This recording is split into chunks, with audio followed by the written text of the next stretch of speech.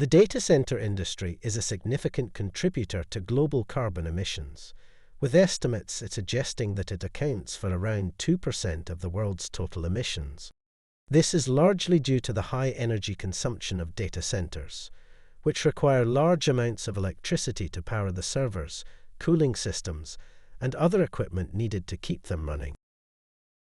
Not many people know that the national grid provide daily data on the carbon intensity of the power used across Great Britain. The electricity used in the central belt of Scotland has been the greenest of anywhere in the UK since the turn of the decade. The data showed that the south of Scotland had the lowest average carbon intensity of any region of the UK. Southern Scotland's average carbon intensity was nearly 7 times better than the worst-performing region, South Wales. During some points of the year, the difference rose to more than 11 times. So why does this matter when it comes to IT? And why do we care?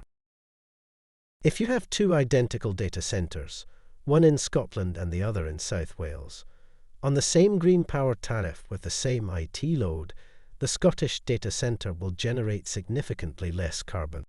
This is before you take into account our naturally colder climate, which helps with cooling of IT equipment.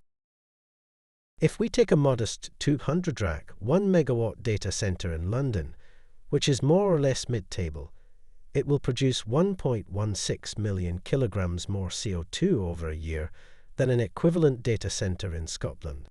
Moving the workloads north of the border would reduce its carbon footprint by 73%.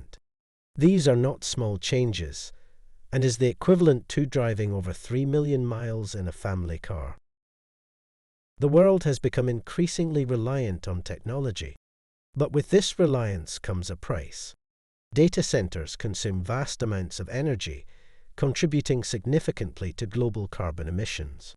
By embracing sustainability, we can ensure that the digital world continues to grow while reducing its impact on the environment. Together, we can build a better future for the data center industry and our planet.